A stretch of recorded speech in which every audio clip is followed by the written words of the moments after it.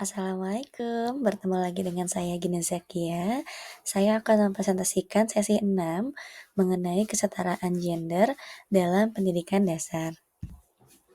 Kita akan membahas tentang kesetaraan gender dalam pendidikan, mencakup pengalaman siswa laki-laki dan perempuan di sekolah yang meliputi perlakuan yang setara oleh guru, kurikulum, buku teks, materi pembelajaran yang tanggap gender, serta lingkungan belajar dan hasil belajar. Apa itu kesetaraan gender dalam pendidikan? Yang pertama, perlakuan setara oleh guru, di mana memberikan kesempatan dan perhatian yang sama kepada siswa laki-laki dan perempuan. Lalu, kurikulum dan materi tanggap gender, buku teks dan materi pembelajaran yang tidak bias gender dan merepresentasikan kedua jenis kelamin secara adil. Lalu, lingkungan belajar yang inklusif, yaitu menciptakan ruang yang aman dan mendukung untuk semua siswa. Selanjutnya, hasil belajar yang adil, memastikan semua siswa memiliki peluang yang sama untuk mencapai potensi terbaik mereka. Selanjutnya, kontribusi guru dalam mengatasi isu gender.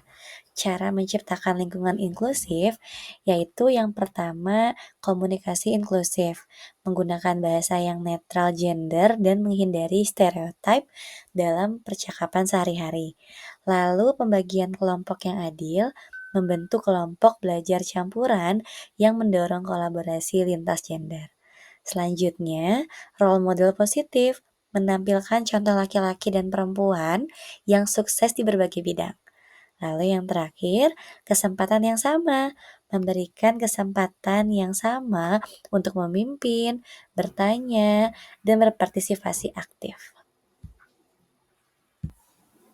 Selanjutnya ada strategi konkret. Yang pertama ada promosi kesetaraan, yaitu ada audit materi ajar di mana kita sebagai guru meninjau dan memperbarui buku teks untuk memastikan representasi seimbang dan menghapus stereotip gender. Lalu aktivitas non stereotype, di mana merancang kegiatan yang tidak terbatas pada peran gender tradisional. Semuanya bisa memasak, semuanya bisa olahraga, semuanya bisa membereskan pekerjaan rumah. Lalu penilaian yang adil menggunakan rubrik penilaian yang objektif dan tidak dipengaruhi bias gender. Lalu, pembelajaran kooperatif, yaitu menerapkan metode pembelajaran yang mendorong siswa bekerja sama tanpa memandang jenis kelamin. Strategi konkret selanjutnya yaitu identifikasi diskriminasi. Cara mengenali dan mengatasi diskriminasi gender, yaitu yang pertama, observasi sistematis, yaitu mengamati pola interaksi di kelas. Siapa yang lebih sering ditunjuk, diberi pujian, atau ditegur. Lalu ada pencatatan data, mencatat frekuensi partisipasi siswa berdasarkan gender untuk mengidentifikasi ketidakseimbangan. Lalu forum diskusi, membuka ruang diskusi tentang pengalaman siswa terkait perlakuan berbeda karena jenis kelamin. Selanjutnya evaluasi diri, melakukan refleksi terhadap bias pribadi yang mungkin mempengaruhi cara mengajar kita.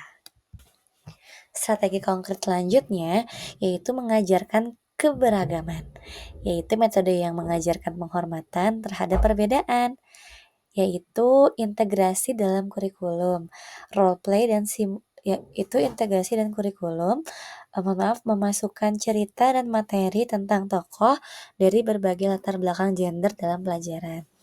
Lalu, role play dan simulasi mengadakan permainan peran yang membantu siswa memahami perspektif berbeda. Selanjutnya, diskusi terbuka, yaitu memfasilitasi diskusi kelas tentang stereotip gender dan dampaknya. Lalu proyek kolaboratif, membuat proyek yang memfasilitasi keragaman semua orang tanpa memandang gender. Selanjutnya, tantangan implementasinya apa saja ya? Yang pertama, resistensi dari masyarakat, yaitu pandangan tradisional tentang peran gender yang masih kuat di masyarakat dan orang tua. Selanjutnya, keterbatasan sumber daya, yaitu kurangnya buku teks dan materi pembelajaran yang tanggap gender, serta memfasilitasi yang memadai. Selanjutnya yang ketiga, yaitu kurangnya pelatihan, minimnya pelatihan formal tentang pendekatan pembelajaran yang responsif gender. Lalu, apa saja ya rencana mengatasi tantangan? Yang pertama, mengedukasi orang tua, mengadakan pertemuan rutin dengan orang tua untuk menjelaskan pentingnya kesetaraan gender dan manfaatnya bagi perkembangan anak.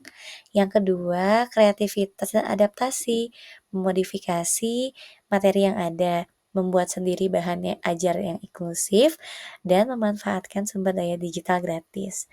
Yang ketiga, pengembangan diri berkelanjutan, melakukan refleksi rutin, meminta feedback dari rekan sejawat, dan mengikuti komunitas guru yang peduli kesetaraan gender. Yang terakhir, kolaborasi dan pembelajaran mandiri, membentuk kelompok studi guru, berbagi best practice, dan memanfaatkan webinar dan kursus online tentang pendidikan inklusif. Kesimpulannya, yaitu yang pertama peran guru sangat krusial. Peran guru itu sangat berpengaruh sekali untuk anak-anak di sekolah.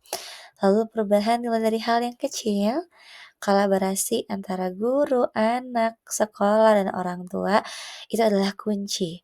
Lalu proses berkelanjutan. Konsisten tidak ya dilakukannya?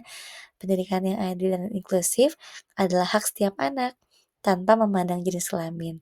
Mari bersama menciptakan generasi yang menghargai kesetaraan dan keragaman. Terima kasih. Itu presentasi dari saya. Sampai jumpa.